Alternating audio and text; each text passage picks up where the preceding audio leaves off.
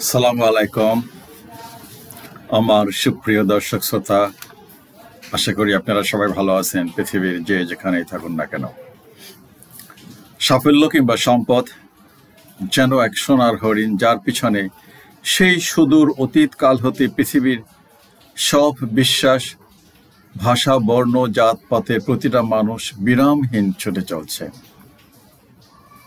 Visual capitalist নামের একটি সংস্থার তথ্য মতে 2022 সালে গোটা পৃথিবীতে মানুষের ব্যক্তিগত সম্পদের পরিমাণ ছিল $454.4 ট্রিলিয়ন।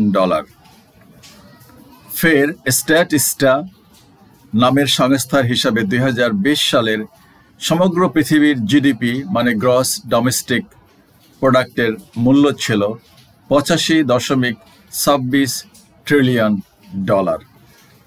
1 ট্রিলিয়ন সমান 1000 বিলিয়ন এবং 1 বিলিয়ন সমান 100 কোটি, 100 crore। মিস্টার ইলন মাস্কের টেসলার মালিক, জানেন আপনারা, এখন পৃথিবীর ধনীতম ব্যক্তি, যার সম্পদের পরিমাণ হলো $218 বিলিয়ন। আমি প্রথম ঢাকা আসি 1965 সালে বেড়াতে এবং স্থায়ীভাবে বেঁচে থাকার লড়াই করতে আসি 1977 সালে। শূন্য হাতে ঢাকা এসে বাস্তবতার কারণে ঢাকার অলিগলি চষে বেড়াতে হয়েছে। সে সুবাদে শহরটা মোটামুটি চেনা জানা।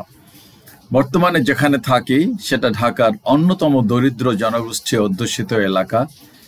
এখানকার সার্বিক পরিস্থিতি আর মানুষের জীবনমান প্রতিনিয়ত আমি দেখতে পাই। শুধু এতটুকুই বলতে চাই, মানুষের মানবেতর জীবন দেখে কষ্ট অনুভব করা ছাড়া আসলে আমার মতো এই গরিব মানুষের জন্য কিছুই করার নাই। আরেকটা বিষয় হলো এই যে, এই শহরে সেই 65 সাল থেকে আজ অবধি একই দৃশ্য দেখা যায়। তা হলো লাখো মানুষের দিন রাত 24 ঘন্টা ছুটে চলা, মাথার ঘাম পায়ে ফেলে শুধু বাঁচার তাগিদে কিংবা একটু সাফল্য, সুখ, শান্তির নাগাল পাওয়ার জন্য। শত শত পরিবার আছে আমার আশেপাশে যারা দিন আনে দিন খায়, আমি দেখি তো বাজার করে। আর উপরে যে সহায় সম্পদের বিবরণ বা হিসাব দিলাম, তার কারণ দুটা বিষয়ের সাথে মনে মনে একটা টালি করে দেখার জন্য যে আমি আমার এলাকাবাসী কেমন আছি। আমরা দিন আনি দিন খাই, আর পৃথিবীর ব্যক্তিগত সম্পদের পরিমাণ, মিস্টার ইলন মাস্কের সম্পদের পরিমাণ, এটা তো একজনের কথা, এরকম বহু আছে, হাজারো লোক আছে যাদের সম্পদ বিলিয়ন বিলিয়ন ডলার। কেমন আছি, সবার জীবন কতটা সফল, সচ্ছল কিংবা সুখের সেটা অবশ্য আমার জানা নেই। তবে একটা বিষয় কমন সবার জন্য, তা হলো ধনী গরিব, ফকির মিসকিন সবাই কিন্তু ছুটে বেড়ায় টাকা, রুজি রোজগার কিংবা ভাগ্যের অন্বেষায় বা মুক্তি, সাফল্য, আয়, উন্নতি, সুখ, শান্তি, সুস্থ দীর্ঘ জীবনের আশায়। ভিডিওর নাম অ্যাটিটিউড অ্যান্ড সাকসেস, মানে মনোভাব কিংবা দৃষ্টিভঙ্গি আর সাফল্য।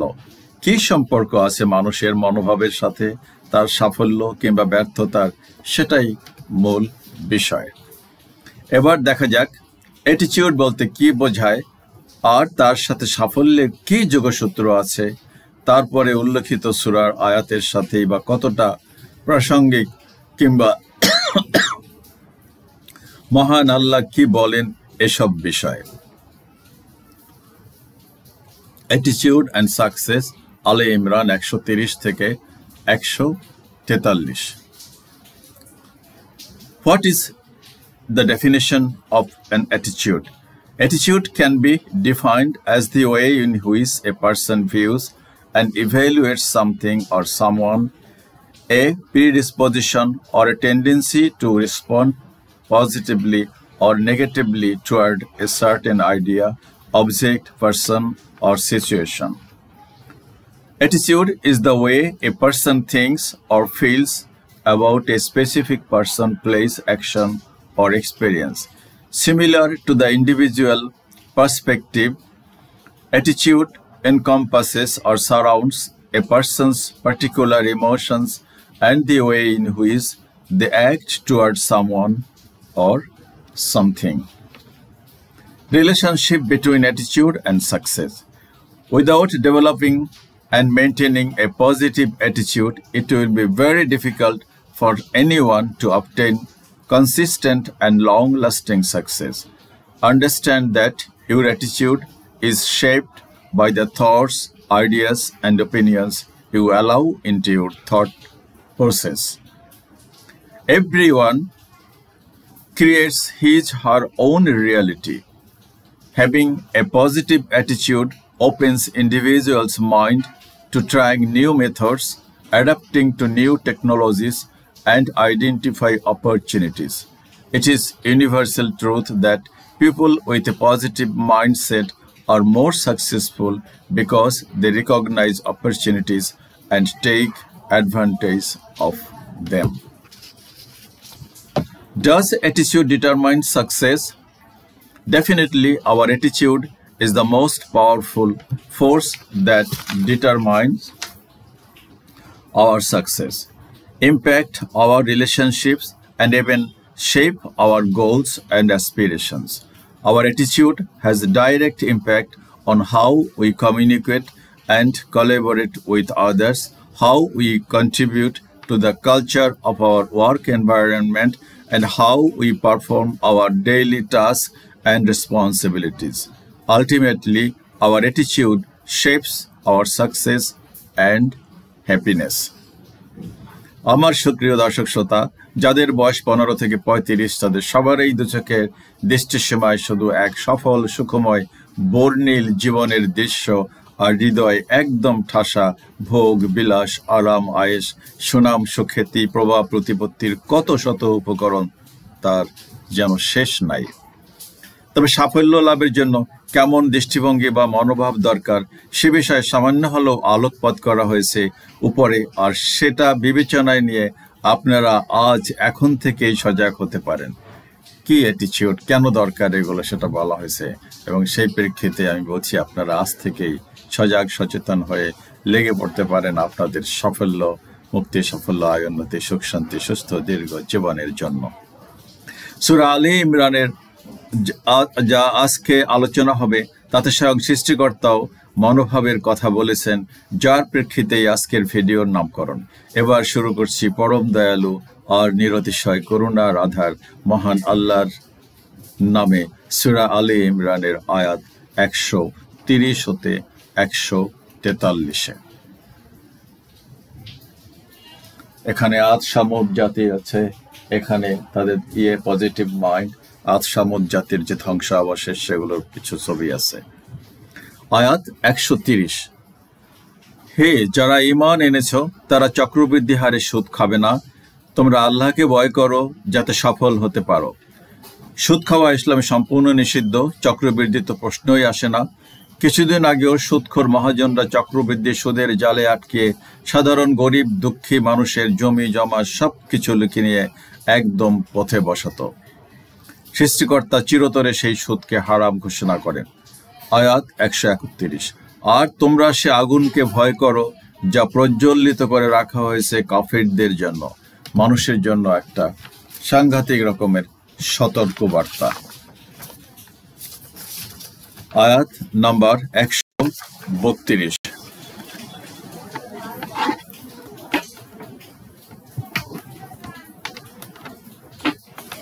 আয়াত নম্বর 132,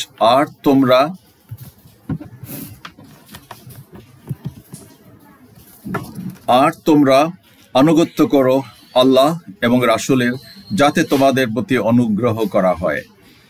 একজন বিশ্বাসী বা ইমানদার মানুষের এটাই প্রথম কাজ। আসলে পরিবার, সমাজ, রাষ্ট্র, পৃথিবী সবখানে সব পেশায় আনুগত্য কিংবা লয়ালটি একটা গুরুত্বপূর্ণ বিষয়। উদ্ধত কোনো সন্তান, ছাত্র কিংবা কর্মীকে কোনো বাবা, মা, শিক্ষক আর নিয়োগকর্তাই পছন্দ করে না। আয়াত নাম্বার 133, আর তোমরা প্রতিযোগিতা মনোভাব নিয়ে এগিয়ে যাও তোমাদের রবের পক্ষ থেকে ক্ষমা পেয়ে জান্নাতে প্রবেশ করার জন্য, যার পরিধি আসমানসমূহ ও জমিনের সমান, এবং প্রস্তুত রাখা হয়েছে মুত্তাকি বা খোদা ভীরুদের জন্য। জীবন মানে প্রতিযোগিতা।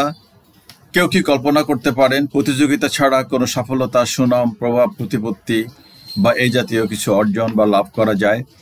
সৃষ্টিকর্তা মানুষকে প্রতিযোগিতার মনোভাব নিয়ে এগিয়ে যেতে বলেছেন শেষ বিচারে ক্ষমা ও মুক্তি পেয়ে জান্নাতে প্রবেশ করার জন্য।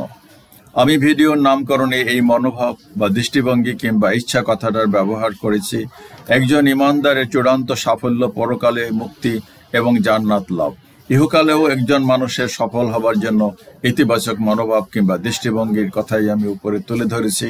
আশা করি যারাই এই ভিডিও দেখবেন সবাই সফল হবার আশা এবং মনোভাব নিয়ে এই জীবন যুদ্ধের দুর্গম পথ পাড়ি দিতে সামান্য পরিমাণ দ্বিধা বা অনীহা করবেন না। আয়াত নম্বর 134। যারা সচ্ছল বা অসচ্ছল অবস্থায় দান সদকা করে, ক্রোধ সংবরণ ও মানুষকে ক্ষমা করে আর আল্লাহ সৎকর্মশীলদের ভালোবাসেন। এখানেও আগের আয়াতে রেশ ধরে বলা হয়েছে কাদের জন্য জান্নাত। যারা সচ্ছল থাকলেও দান করে, অসচ্ছল থাকলেও দান করে, অন্তত মন আছে একটা পজিটিভ মাইন্ড। আয়াত নাম্বার 135। আর যারা কোনো অশ্লীল কাজ কিংবা নিজেদের প্রতি জুলুম করলে আল্লাহকে স্মরণ করে ও ক্ষমা চায়। অনেক সময় আমরা এগুলো ভুল করি, অন্যায় করি, তখন যদি নিজে অনুতপ্ত হয় সেটাই আল্লাহ তাআলা পছন্দ করেন যে সরি, আমার ভুল হয়ে গেছে, আমি আর এটা করবো না, তওবা করা আর কি। আল্লাহ ছাড়া কে আছে গুনাহ মাফ করার? তারা একবার যেসব পাপ কাজে দৈবক্রমে অ্যাক্সিডেন্টলি করে ফেলে, জেনে শুনে সেসব তারা বারবার করে না। আসলেই তাই, এটা করা উচিত না। রিপিটেডলি আপনি জেনে শুনে যেটা আমি একটা অন্যায় করছি, এটা এই গুনার কোনো মাফ নাই। হ্যাঁ, ভুলেই একবার স্বীকার করেন যে আমার sorry, it's my mistake, I apologize, ঠিক আছে। এখানেও তাদের কথাই বলা হয়েছে যারা ইমানদার এবং খোদাভীরু। আয়াত নম্বর 136। এরাই তারা যাদের পুরস্কার হলো তাদের রবের পক্ষ থেকে ক্ষমা ও জান্নাত, যার তলদেশে প্রবাহিত হয় নহর সমূহ। সেখানে তারা অনন্তকাল থাকবে। আর কতই না উত্তম সৎকর্মশীলদের প্রতি মহান আল্লাহর উপহার। যারা সফল হবেন তাদের কথাই এখানে তুলে ধরা হয়েছে। আয়াত নাম্বার 137। অবশ্যই তোমাদের পূর্বে বহু সমাজ সংস্কৃতি বিলীন হয়ে গেছে। তোমরা পৃথিবীতে ভ্রমণ করো আর স্বচক্ষে প্রত্যক্ষ করো জালিম, মুনাফিক ও মিথ্যা আশ্রয়ীদের পরিণতি কিরূপ মর্মান্তিক হয়েছিল। ইতিহাস তো সুস্পষ্টভাবে সাক্ষী দেয় কালের গর্বে কত শত উদ্যত নরপশু, রক্তপিপাসু রাজা, বাদশাহ, সম্রাট কিংবা জনপদ সভ্যতা একদম ধুলায় মিশে নিচ্ছিন্ন হয়ে গেছে। এই যে আদ এবং সামুদ জাতির ধ্বংসাবশেষ, আপনারা এগুলো সার্চ দিলেই গুগলে পাবেন। এখানে বহু সমাজ বহু ধ্বংস করে দেওয়া হয়েছে, এমনিতেই ধ্বংস হয়ে গেছে। জালিম বাদশাদের রাজপ্রসাদ সবকিছু ধুলায় মিশে কিংবা নিশ্চিহ্ন হয়ে গেছে। পৃথিবীর নানা প্রান্তরে, বিশেষ করে মধ্যপ্রাচ্যে তাদের অপকর্ম, জুলুম, নির্যাতনের বহু নিদর্শন আজও বিরাজমান আছে। স্বয়ং সৃষ্টিকর্তা মানুষকে আহ্বান জানাচ্ছেন পৃথিবীর জনপদে ভ্রমণ করে সেসব নরাধমদের করুণ পরিণতির ইতিহাস সচক্ষে দেখার জন্য। এই জন্য ভ্রমণ একটা জ্ঞান আহরণের একটা অতি উত্তম মাধ্যম। জ্ঞান আহরণের জন্য ভ্রমণ যে একটা গুরুত্বপূর্ণ উপায়, স্বয়ং আল্লাহ এখানে তার উপর জোর দিয়ে 1400 বছর আগে মানুষকে ভ্রমণ করার আহ্বান জানিয়েছেন। আজকে যে ট্যুরিজমের সাথে কত কিছু রিলেটেড, কত ভালো 5 স্টার হোটেলের চাকরি। হ্যাঁ, 1400 বছর আগে ভাবা হয়েছে যে সারা পৃথিবী ঘুরে ঘুরে দেখো যে জালিমদের পরিণতি কি হয়েছিল, তাদের সেই ভগ্নাবশেষ রাজপ্রসাদের, তাদের সেই সবকিছু, যেমন মিশরের ফেরাউনদের সেই পিরামিড কত কিছু এখনো শান শওকত, তার ভিতরে তার রাজ সিংহাসন, সবার এরকম অত্যাচারী রাজা বাদশাদের সমস্ত স্মৃতি এখনো আছে, ভাঙাচুরা যাই থাকুক না কেন। এই জন্য বলা হয়েছে ঘুরে ঘুরে দেখো। ঘোরাঘুরি করাটাই, বাংলাদেশেও অনেক জায়গা আছে সুন্দর সুন্দর দেখার জন্য, প্রত্নতাত্ত্বিক নিদর্শন। 138। এসব কিছু হলো মানুষের জন্য সুস্পষ্ট বর্ণনা এবং ইমানদার ও মুত্তাকিদের জন্য অনুশাসন ও উপদেশ। পরিবার, শিক্ষা প্রতিষ্ঠান, কর্মক্ষেত্র কিংবা নিজের দেশ, সবখানে কিছু অনুশাসন মেনে চলতেই হয়। পবিত্র কোরআনের সবটাই মানব জাতির জন্য অনুশাসন, সে কথাই স্মরণ করিয়ে দেওয়া হয়েছে। আয়াত নাম্বার 129। আর তোমরা কখনো সাহস হারাবে না এবং ব্যথিতও হবে না। তোমরাই শেষ পর্যন্ত বিজয়ী হবে যদি বিশ্বাসী হয়ে থাকো। আমি তো সবসময় বলি, কখনো বিশ্বাস হারাবেন না কিংবা আশাহত হবেন না। অন্যেরা যা পারে আপনিও তা পারবেন এবং আরো ভালো কিছু পারবেন, এই বিশ্বাসই আপনার মনে দৃঢ় করা জরুরি। আমার দেওয়াল লিখন is a dream, hope, dare, act. Dream, hope, dare, act. স্বপ্ন দেখেন, আশা করেন এবং সাহস করেন, রাখেন, কাজে পা বাড়ান। তার এই প্রতিফলন মাত্র। আয়াত 140। তোমাদের যদি কোনো আঘাত লেগে থাকে, উহুদের যুদ্ধের সময় একটা আঘাত লাগছিল মুসলমানদের উপরে, অনেকে মারা টারাও গেছেন, শহীদ হয়েছেন। তবে অনুরূপ আঘাত তাদেরও লেগেছিল বদরের যুদ্ধে। বদরের যুদ্ধে ওই বাহিনী পরাজিত হয়েছিল। এটাতে জয় পরাজয় কিছুই হয় নাই, যাই হোক। উহুদের যুদ্ধে তো সেখানে অনেক হতাহত হয়েছে, অনেক আর কি, দুই পক্ষেই প্রচুর। তো তাদেরও লেগেছিল। আর এই সব পরিস্থিতি আমি মানুষের মধ্যে পালাক্রমে আবর্তন করি, যাতে ইমানদারদেরকে চেনা এবং তোমাদের মধ্য থেকে কাউকে কাউকে শহীদ রূপে গ্রহণ করা যায়। আল্লাহ জালিমদেরকে ভালোবাসেন না। এখানেও মহান আল্লাহ মুসলিমদেরকে সান্ত্বনা দিয়ে বলছেন যে উহুদ যুদ্ধে তোমাদের কিছু লোক আহত হয়েছে, তাতে কি হয়েছে? তোমাদের বিরোধী দল তো বদরের যুদ্ধে এবং উহুদ যুদ্ধের প্রথম দিকে এমনভাবেই আহত হয়েছিল। আর মহান আল্লাহ তার জ্ঞান ও কারিশমার পরিস্ফুটনের জন্য হার জিতের পালা পরিবর্তন করে কখনো সম্ভাব্য বিজয়ীকে পরাজিত করেন, আবার কখনো পরাজিতকে বিজয়ী করেন, যার ভিতর দিয়ে তিনি ইমানি শক্তির একটা পরীক্ষা নেন। প্রতিটাই পরীক্ষা, জীবন মানেই পরীক্ষা। এবং কাউকে কাউকে শহীদ রূপেও গ্রহণ করেন বা মর্যাদা প্রদান করেন। আয়াত নম্বর 141। আর এই সব কিছুর মাধ্যমে আল্লাহ বিশ্বাসীদের ইমানকে পরিশুদ্ধ করেন এবং ধ্বংস করে দেন জালিম কাফিরদেরকে। জীবন মানেই পদে পদে পরীক্ষা কিংবা খণ্ড খণ্ড যুদ্ধ। আর সেসব পরীক্ষায় কিংবা খণ্ড যুদ্ধে যারা শেষ অবধি টিকে থাকে বা উত্তীর্ণ হয়, তারাই সফল। জীবনে আপনি বহু কিছুতে হাত দেবেন, 10টা কাজে হাত দেবেন, সবটায় সফলতা আসবে না, একটাতে গিয়ে সফলতা আসবে, বা টিকে থাকতে হবে। এটা হতেই পারে। আমার জীবনে কত চাকরি আমি চেঞ্জ করেছি, কত কিছুই তো করলাম। So I know that you will do that. এটার জন্য একবার হেরে গেলে, 2বার হেরে গেলে, কিছু টাকা লস চলে, আমি তো আগেও বলছি যে 100 টাকা থাকলে 10 টাকার রিস্ক নেবেন, এভাবে 6বার হারালে 6×10=60 টাকা, তারপরও 40 টাকা পুঁজি থাকবে। এটা কিন্তু বারবার বলছি আমি, সব টাকা, সব ডিম এক ঝুড়িতে রাখবেন না, একবারে সব রিস্ক নেবেন না। আর জব একটা গেলে আরেকটা চলে যাবে, একটা জায়গায় সেটেল না হওয়া পর্যন্ত, মনোপুত না হওয়া পর্যন্ত জব চেঞ্জ করার কোনো বিষয় না। বা ব্যবসা করেন, বাণিজ্য করেন, হতেই পারে একবারে যদি হিট লেগে যায়, ফাইন, আলহামদুলিল্লাহ। বাট 1বার, 2বার, 3বার, 4বার, 5বার, 6বার, 7বার ফেল করলেও কোনো সমস্যা না। এটা হতোদ্যম হবেন না, এটাই আমি বোঝাচ্ছি। আল্লাহ তাআলাও সেটাই বলছেন। আচ্ছা, আর এই সব কিছুর মাধ্যমে আল্লাহ বিশ্বাসী ইমানদারকে পরিশুদ্ধ করেন এবং ধ্বংস করে দেন জালিমদেরকে। বলছি এটা। আয়াত নম্বর 142। তোমরা কি মনে করো যে তোমরা সবাই জান্নাতে প্রবেশ করবে? প্রশ্ন। অথচ আল্লাহ এখনো পরখ করে দেখেননি কারা জিহাদ করেছে এবং কারা ধৈর্যশীল। এই আয়াত থেকে বোঝা যায় যে আল্লাহ কাউকেই পরীক্ষা না করে জান্নাতে প্রবেশ করাবেন না। খুব স্বাভাবিক কথা। আপনাকে একটা কিভাবে নোবেল পুরস্কার পায় মানুষে, কত কাজ করার পরে তারপর একটা পুরস্কার পাওয়া যায়, বা রাষ্ট্রীয় একটা পুরস্কার পায়। তার পরীক্ষায় যারা উত্তীর্ণ হবে তারাই জান্নাতে প্রবেশ করবে। পবিত্র কোরআনে এ কথাটি বারবার ঘোষিত হয়েছে। যেমন আল্লাহ বলেন, তোমরা কি মনে করো যে তোমরা জান্নাতে প্রবেশ করবে অথচ এখনো তোমাদের কাছে তোমাদের পূর্ববর্তীদের মতো অবস্থা আসেনি?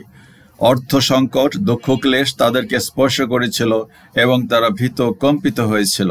এমনকি রাসূল এবং তার সঙ্গী সাথী ইমানদারগণ বলে উঠেছিল, আল্লাহর সাহায্য কখন আসবে? এতটা অত্যাচারিত, এতটা নিষ্পেষিত হচ্ছে, আল্লাহর সাহায্য কখন আসবে? সূরা বাকারা আয়াত 214। আল্লাহ বিভিন্ন আয়াতে এই কথাটা বলছেন যে এত সহজ নয়। আরো বলেন, তোমরা কি মনে করো যে তোমাদেরকে এমনি ছেড়ে দেওয়া হবে যতক্ষণ পর্যন্ত না তোমাদের মধ্যে কারা মুজাহিদ এবং কারা আল্লাহ ও তার রসুল আর মুসলিমগণ ছাড়া অন্য কাউকে অন্তরঙ্গ বন্ধুরূপে গ্রহণ করেনি তা প্রকাশিত হবে? ওইখানে তো কিছু জালিম ছিল, কিছু ভণ্ড ছিল, যারা মিথ্যা কথা বলতো যে না, আমরা তো মুসলমান হয়েছি, আসলে মুনাফিক, হয় নাই মুসলমান। সেই প্রেক্ষিতে এই আয়াত প্রকাশিত হয়। সূরা তাওবা আয়াত 16। আরো বলেছেন, মানুষ কি মনে করে যে আমরা ঈমান এনেছি এ কথা বললেই তাদেরকে পরীক্ষা না করে অব্যাহতি দেওয়া হবে? দারুণ কথা, আমরা তো এরকম দেখি অহরহ। আচ্ছা, আনকাবুত আয়াত 2। বড় কঠিন হুঁশিয়ারি বটে, মুক্তি লাভ করা একদিকে খুবই সহজ, ফের অন্যদিকে খুবই কঠিন। গোজামিলের কিংবা ফাঁকিঝুঁকির কোনো রাস্তা আসলে মুক্তির সাফল্য, আয়োন্নতি, সুখ শান্তি, সুস্থ দীর্ঘ জীবন লাভের জন্য নাই। Shortcut, there is no shortcut way. কখনোই হবে না এটা। আপনি করতে পারবেন আপাতত, but at the end of the day এটাতে সাফল্য শেষ পর্যন্ত লং লাস্টিং এ সাফল্য আসবে না। বটম লাইন, এটা সফলতা হবে না। নানান দুঃখ, কষ্ট, যন্ত্রণা ভোগ করতে হবে, হয় শারীরিক না হয় মানসিক বা পারিবারিক। বর্তমানে এমন এমন ঘটনা সামনে আসছে যা রীতিমতো বিস্ময়কর। পিয়ন, দারোয়ান, অবৈধ অসাধু উপায় শত শত কোটি টাকার মালিক হয়েও শেষ অবধি লাঞ্ছিত, অপমানিত এই পৃথিবীতে। পরকালে কি হবে তা তো আন্দাজ করাই যায় নিশ্চয়ই। আয়াত নাম্বার 143। আর তোমরা তো অবশ্যই মৃত্যু কামনা করতে তার সাথে মুখোমুখি হবার আগেই, এখন তো তোমরা স্বচক্ষে দেখলে সবকিছু উহুদের যুদ্ধের পরে। এখানে সেই সাহাবীদের প্রতি ইঙ্গিত করা হয়েছে যারা বদর যুদ্ধে অংশগ্রহণ করতে না পারার কারণে আফসোস করতেন এবং চাইতেন যে আবারও যুদ্ধ হোক, যেন তারা তাতে অংশ নিয়ে নেকি হাসিল করতে পারে। সেসব সাহাবীরাই উহুদের দিন যুদ্ধের উন্মাদনায় মদিনার বাইরে গিয়ে যুদ্ধ করার পরামর্শ দিয়েছিলেন। কিন্তু যখন মুসলিমদের বিজয় কাফেরদের তীব্র আক্রমণের মুখে পরাজয়ে পরিণত হলো, তখন তারা অনেকেই কিংকর্তব্য বিমূঢ় হয়ে পড়ল। কেউ পলায়ন করে, আবার অল্প সংখ্যক দৃঢ়তার সাথে ময়দানে টিকে থাকে। সেই বিষয়ই এখানে আলোকপাত করা হয়েছে। প্রত্যেকটা আয়াতের প্রেক্ষাপট আছে, আর তার ধারাবাহিকতা দিয়েই সবকিছু অনুধাবন করা উচিত। সবশেষে আমি আবারও সবার দৃষ্টি আকর্ষণ করতে চাই আয়াত 133-এর প্রতি, যেখানে সৃষ্টিকর্তা মানুষকে প্রতিযোগিতার মনোভাব নিয়ে এগিয়ে যেতে বলেছেন তার ক্ষমা ও করুণা লাভে ধন্য হওয়ার জন্য। জীবনের প্রতিটা ক্ষেত্রে সফলতার জন্য সবারই উচিত প্রতিযোগিতার মনোভাব নিয়ে দৃঢ়তার সাথে এগিয়ে যাওয়া, আর তাতেই মিলতে পারে মুক্তি, সাফল্য, আয়োন্নতি, সুখ শান্তি, সুস্থ দীর্ঘ জীবন। মনে রাখতে হবে, কারো হৃদয়ে যদি সাফল্য, সুখ শান্তি, সুস্থ দীর্ঘ জীবনের স্বপ্ন, আশা না থাকে, তবে সে কখনো সফল হবে না। অন্তরে যদি থাকে হতাশা, তবে সে পৃথিবীর কোথাও আশার আলো দেখবে না। কেউ কাউকে ব্যর্থ করে দিতে পারে না যদি না ব্যক্তি নিজে ব্যর্থ ভাবে। কাউকে চিনতে হলে তার সম্পর্কে মানুষজন কি বলে তা বিবেচনা না করে, বরং ওই ব্যক্তি অন্যের সম্পর্কে কি বলে, গীবত, কুৎসা কি করে না করে, তাই দিয়ে আপনি ওই লোকটা পার্সোনালিটি আপনি জাজ করতে পারবেন এবং আপনি সিদ্ধান্ত নেবেন যে তার সাথে মিশবেন কি মিশবেন না, সে আপনার বন্ধু হবে কি হবে না। মৃত্যুর আগ দিন পর্যন্ত শেখার মনোভাব রাখুন, আর মৃত্যু গলার শাহরগের কাছে সেটা মাথায় রেখে জীবন যাপন করুন। কি বলছে এখানে? মৃত্যুর আগ দিন পর্যন্ত লেখাপড়া শিখুন, জানুন, জ্ঞান অর্জন করুন, আর মৃত্যু একদম কাছে, শাহরগের কাছে, সেটা মনে করে সেইভাবেই জীবন যাপন করুন। খুব সাদামাটা জীবন যাপনের কথাই বলা হয়েছে। হতাশাগ্রস্ত লোকেরা শুধু হতাশার জীবাণুই ছড়ায়, তাদের থেকে 60,000 মাইল দূরে থাকুন। সাফল্যের কোনো শেষ নাই, আর ব্যর্থতারও তেমন মারাত্মক কোনো বিষয় নয়। সাফল্যের কোনো শেষ নাই, আর ব্যর্থতাও তেমন মারাত্মক বিষয় নয়। জীবনের খণ্ডযুদ্ধে জয় পরাজয় থাকবেই, বাট ময়দানে টিকে থাকাটাই বড় কথা। দেখা হবে পরবর্তী ভিডিওতে ইনশাআল্লাহ। যেখানেই থাকেন ভালো থাকবেন। আবারও বলছি, আপনাদের সকলের মুক্তি, সাফল্য, আয়, উন্নতি, সুখ শান্তি, সুস্থ দীর্ঘ জীবন কামনা করে এই ভিডিও সূরা আলে ইমরান আয়াত 130 থেকে 143 এখানেই শেষ করছি। আসসালামু আলাইকুম।